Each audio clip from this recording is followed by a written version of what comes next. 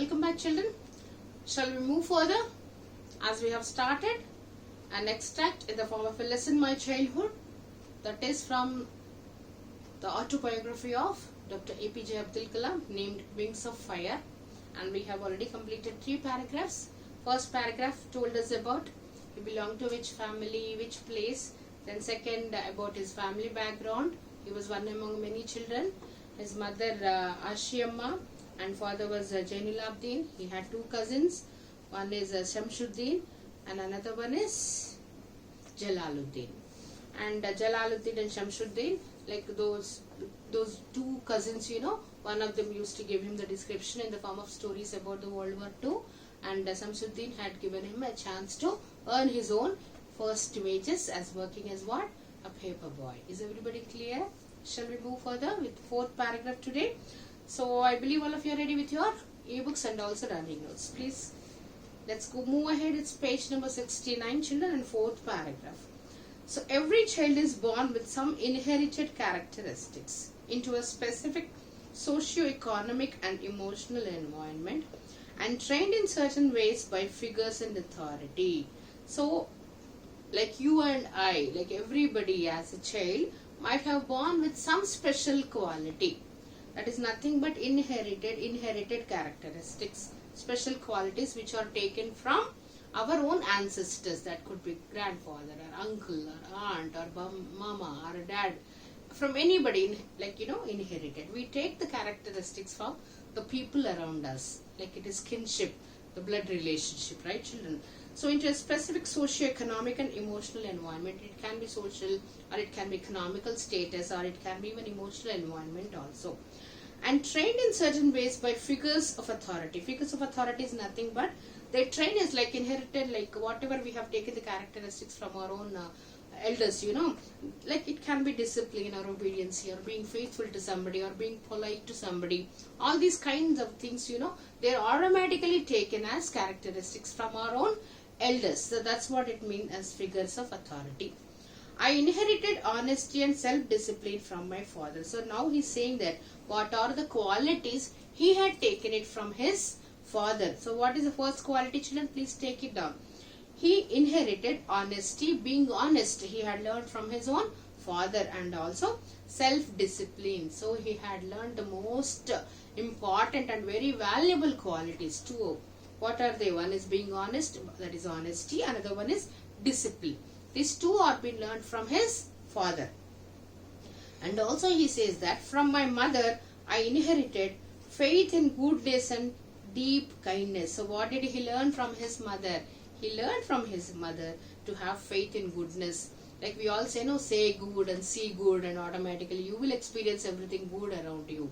We keep saying, our elders also say the same thing, right, children? So similarly, he learned that the value of goodness, faith in goodness, and also deep kindness. One must have kindness to somebody. So he said that yes, one must be kind. Like in the last poem we have learnt how the woman had changed into a bird woodpecker because she was selfish. She was not having the kindness, right, children? So Abdul Kalam had learned being very kind and also having a lot of faith in goodness, as he has taken the inherited characteristics from his mother. And so did my 3 brothers and sisters. And now we have come to know about his siblings' number. So he says that not only I took the honesty or discipline from my father, or faith in goodness and also showing kindness to somebody, not only I, but my brothers and sister also. He says that I did my 3 brothers. So he had 3 brothers and 1 sister. He had 3 brothers and 1 sister. So altogether they are 5 children. I had 3 close friends in my childhood. Now he says about his childhood friends. How many friends he had? Very close friends. 3 friends he had. I had 3 close friends in my childhood. Please note down the names of the children here. Friends of APJ Abdul Kalam when he was a school-going boy. First friend was Ramanatha Shastri. He was Ramanatha Shastri. Next one is Aravindan. And third one is Siva Prakashan. So 3 children were his close friends. One is Ramanatha Shastri, another one is Aravindan, then Shiva Prakashan. All these boys were from orthodox Hindu Brahmin families. So as APJ Abdul Kalam comes from a Muslim family, but he used to have a deep friendship with these three children who belonged to a Hindu Brahmin family. The two, they belong to the orthodox Hindu Brahmin family. Orthodox in the sense, children, like they will have like a lot of strong belief in the culture and tradition of their own caste, that is Brahmin caste, and the two Hindu religion. So they have a lot of rituals to pay, and they will do many, they'll offer many of the pujas, and the way they maintain their environment in and around their house also, the cleanliness, everything differs and varies from house to house. So they belong to a very strict, orthodox, very traditionally, deeply traditional family of Hindu Brahmin families. As children, none of us ever felt any difference amongst ourselves because of our religious differences and upbringing. So he says that though they belong to Hindu religion and the two orthodox Brahmin family, and APJ Abdul Kalam belonging to a Muslim family, they never had any discriminations amongst themselves, because they never used to give any priority for this caste or religion or race of kind of a thing. So they were just happy, and they used to really maintain very good friendship among themselves, because they did not really mind about the way they were brought up and the environment in which they were brought up also. In fact, Ramanatha Shastri was the son of Pakshi Lakshmana Shastri. So Ramanatha Shastri was the son of Pakshi Lakshmana Shastri. So they have given the name of Ramanatha Shastri's father's name as Lakshmana Shastri, the high priest of the Rameshwaram temple. So who was he? He was the main priest of Rameshwaram temple. As I said, Rameshwaram temple is very popular pilgrim center. Yes. So Ramanatha Shastri's father was Pakshi Lakshmana Shastri. He used to work as a main priest in Rameshwaram temple, and later he took over the priesthood of the Rameshwaram temple from his father. So it hereditary, like the way the ancestors, they leave, they retire, and automatically the next generation person would take the priestship over there. So similarly, even he had taken over from his father. The next friend is Aravindan, went into the business of arranging transport for visiting pilgrims. So Aravindan he also used to belong to the Hindu Brahmin family, and he was entering into the business which used to offer the transport for visiting pilgrim centers. So he used to arrange the vehicles for the pilgrims to visit pilgrim centers, devotees. And Shiva Prakashan became a catering contractor for the Southern Railways. So later Shiva Prakashan has become a caterer, and he used to serve his catering services for the Southern Central Railway, that is Indian Railways. So you all remember, children, now he had mentioned about his three of friends. One is Ramanatha Shastri, whose father used to work as a priest, and after his father, even Ramanatha Shastri had become the main priest in the temple of Rameshwaram. Then Aravindan, he entered into the business providing transportation for the pilgrims to different pilgrimage centers. Then third one is Shiva Prakashan. He has become a caterer, and he used to offer his services in Southern Central Railways. So during the annual Sri Sita Rama Kalyanam ceremony, our family used to arrange boats with a special platform for carrying idols of the Lord from the temple to the marriage site. So during the annual Sri Sita Rama Kalyanam, usually on Sri Rama Navami day, usually we perform Sita Rama Kalyanam. It's a wedding of Sita, Lord Sri Rama and Sita Devi Kalyanam. We do it. So whenever there was a Kalyanam of Sita Rama, our family used to arrange special boats. So Abdul Kalam's family used to arrange special boats to carry the idols of the puja idols, like Utsava Murti we call it. The puja idols they used to carry from the temple to the marriage site. There used to be one specific place where they used to offer this Kalyanam. So the particular family of APJ Abdul Kalam used to offer the special boat for the idols, the Utsava Murti, to be carried from the temple to the site of the wedding, that is Sita Rama Kalyanam. Situated in the middle of the pond called Rama Tirtha. So where was the site we were talking about, as they used to carry the idols from temple and they used to carry to the site? The site was nothing other than, it was in the middle of the pond called Rama Tirtha. So the Rama Tirtha is a place which was in the middle part of a pond, and where they used to perform Sita Rama Kalyanam there, which was near our house. So that particular place was very close to APJ Abdul Kalam's house. Events from the Ramayana and from the life of the Prophet were the bedtime stories my mother and grandmother would tell the children in our family. So see children, why he hadn't have any of the discriminations, being like having many friends from different castes and even religion also, is he had taken that inherited talent of secularism from his mother and grandmother. So he says that his grandmother and his mother, they used to tell all the children the bedtime stories of tales of Ramayana, from the mythology of Ramayana, and also the Prophet Muhammad of Islam, Muslim also. So they were taught all the good qualities what one can really take in from the myths of Hindu, that is the Ramayana, and also from Prophet Muhammad. So that is how they have taken the quality of secularism and respecting all the religions with the same and equal respect. One day when I was in the 5th standard at the Rameshwaram Elementary School, a new teacher came to our class. So now he describes about an incident of his school. So when he was in 5th class, when he was in 5th grade, when he was in 5th standard at Rameshwaram Element School. So the name of his school was Rameshwaram Element School. A new teacher came to his class. So one of the days, a new teacher entered into his class. And I used to wear a cap which marked me as a Muslim. So as you all know, Muslim children always use, whenever they go for offering prayers to the mosque and all, namaz and all, especially during these days of Ramzan fasting and all, you see them having a cap on their head, every Muslim, right children? So similarly, when our young APJ Abdul Kalam also always used to wear the cap, the Muslim cap, which used to really, give him an identity that he is a Muslim. And I always sat in the front row next to Ramanatha Shastri. And always APJ Abdul Kalam used to sit in the front row along with Ramanatha Shastri, as he was his best buddy, who wore the sacred thread. So Brahmin families, children, like a sacred celebration is done for the boys. So that is called Upanayanam. Right children? So once the boy undergoes the Upanayanam, they are served with a sacred thread, which is worn like around the neck till their waist part. So teacher could identify that Ramanatha Shastri is from another religion, and whereas APJ Abdul Kalam is from another religion. Then the new teacher could not stomach a Hindu priest's son sitting with a Muslim boy. Could not stomach. Please underline this sentence, children.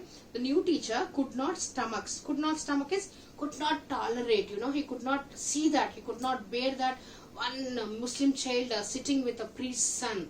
Because like where Varna Vyavastha was introduced and all, Brahmins were given a lot of priority, and it was called the first Varnam, then comes his Kshatriya, then comes his Vaishya, and then Shudra.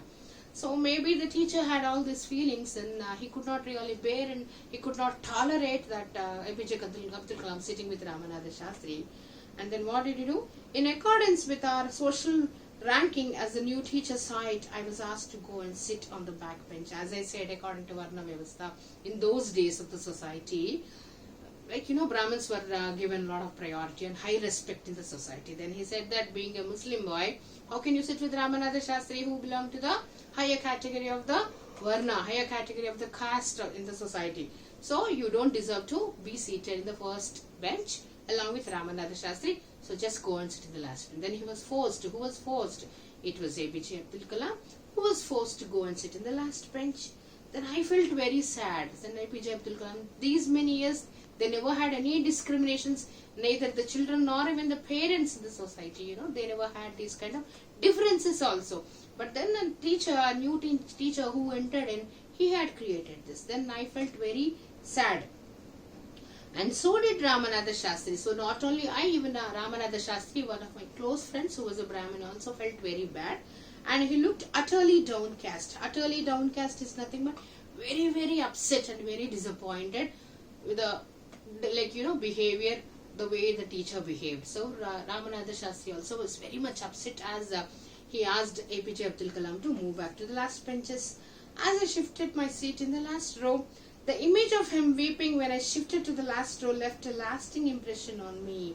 So when the teacher forced APJ Abdul Kalam to move back to the last row, and APJ Abdul Kalam unwillingly, as he stood up and carried all his books and he started moving to the last row, at that moment, whatever the way, Ramanatha Shastri cried aloud, that still, that crying, that weeping, our APJ Abdul Kalam, he could never forget in his lifetime. So he still feels that, I still feel that my close friend, my best friend, weeping, being so upset as I was forcefully parted from him. And the reason was his teacher. So let's continue in the tomorrow session, children, from 7th paragraph. So today we have come across the way he was brought up and the way like bedtime stories were being given by his grandmother and also mother, where the children were offered the bedtime stories from Ramayana, that is Hindu mythology, and also there were stories about Muhammad Prophet. And APJ Abdul Kalam, though they were belonging to the Muslim religion, but they were given a privilege to take the idols of Sri Rama and Sita from the temple to the Ramatirtha, where Sita Rama Kalyanam used to be taken place with the help of their special boat. So it was the privilege given to a Muslim family there. All of you need to understand, children. And also in this particular today's part, we have come to know about his friends and how did they develop their own career. So first is Ramanatha Shastri. What did he do? He had taken inheritedly his father's priestship. So even he had become the priest in main temple of Rameshwaram after his father. Then immediately another friend, Prakashan, he had become what? A caterer, if I am not wrong. Am I right? So Prakashan, Shiva Prakashan has become a caterer. Then Aravindan, he had his own transportation, which used to offer the transportation to different pilgrim centers to the pilgrims. So he was into the transportation. So how did they settle down and all?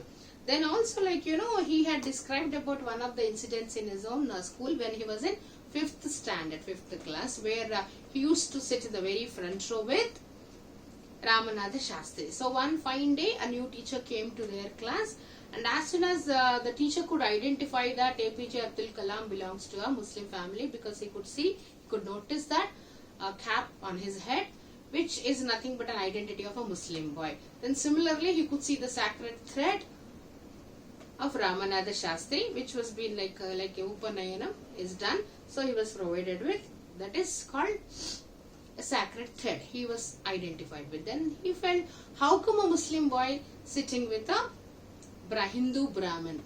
Because according he had like old beliefs, and maybe he was so orthodox a family he belonged to maybe. So he could not tolerate that. He could not really bear it, that he could not see that Abdul Kalam sitting with a Brahmin boy. Then immediately he forced Abdul Kalam to go to the back benches. Then as he went to the back bench, Abdul Kalam felt very bad, and even Ramanatha Shastri also, he was upset completely. Then as Abdul Kalam was moving, Ramanatha Shastri cried, he wept. So as soon as APJ Abdul Kalam noticed his best friend crying, he could never forget this memory. So this is one of his unforgettable memories, where he was completely deeply hurt. Not only he was hurt, but also Ramanatha Shastri was hurt. So in the next session we shall see what would they do. Will they take this to the notice of their parents? Will the parents be acting upon it or not? We shall see, children. So as I am serving the worksheets, children, I hope all of you are doing it. Please do it. Then only we can come to know that whether you have understood the explanation or not. Hopefully all of you are understanding the great legend story. Am I right, children? Fine, children. Then let's meet in the next session. This is Vijaya signing off.